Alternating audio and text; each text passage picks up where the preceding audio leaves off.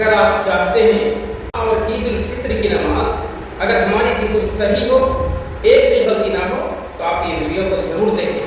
اور اس ویڈیو کو اپنے دوستوں کے پاس شیئر کریں تاکہ وہ ویڈیو دیکھ کر کے اپنی نماز کو وہ صحیح پڑھیں۔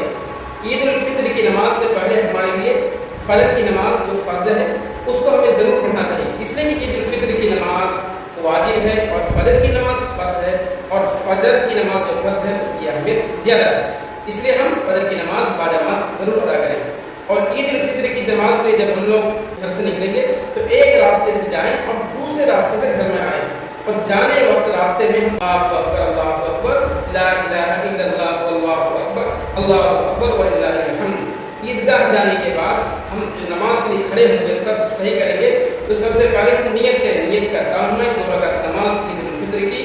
مع 6 زائد تکبیروں کے پیچھے اس امام کے واسطے اللہ تعالیٰ کے میرا کعبہ شریف کی طرف بول کر کے ہم لوگ نیت باندھ لیں گے۔ نیت باندھنے کے بعد ہم سب سے پہلے ہم ثنا پڑھیں گے، سبحانک اللہم و بحمدک و تبارک اسمک و تعالی جدک و لا الہ غیرک۔ اس کے بعد 3 تکبیر زائد بولی جائے گی۔ 3 تکبیر میں ہم کیا کریں گے، 2 تکبیر میں ہم کان کی لو تک ہاتھ اٹھا کر کے چھوڑ دیں گے، اور تیسری تکبیر جب بولی جائے گی تو کان کی لو تک ہاتھ اٹھا کر کے ہم ہاتھ باندھ لیں گے۔ دیکھیے اللہ اکبر اللہ اکبر اللہ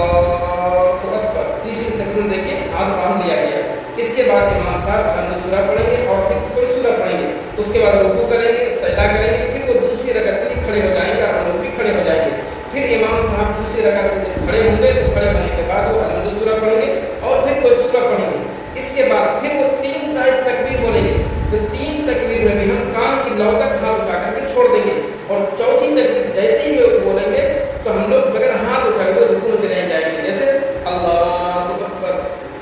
اللہ اکبر اللہ اکبر اللہ اکبر، ہم لوگ رکوع میں چلے جائیں گے۔ رکوع میں جانے کے بعد پھر ہم لوگ سجدے میں جائیں گے، سجدے میں جانے کے بعد پھر ہم لوگ تشہد میں بیٹھ جائیں گے۔ تشہد میں بیٹھنے کے بعد ہم لوگ تحیات پڑھیں گے، درود شریف پڑھیں گے اور دعا پڑھیں گے۔ اس کے بعد ہم لوگ السلام علیکم بول کر کے ہم لوگ سلام کر دیں گے، نماز ہماری ختم ہو گئی۔ لیکن نماز ختم ہونے کے بعد ہمیں فوراً بھاگنا نہیں ہے، بلکہ ابھی خطبہ مسنونہ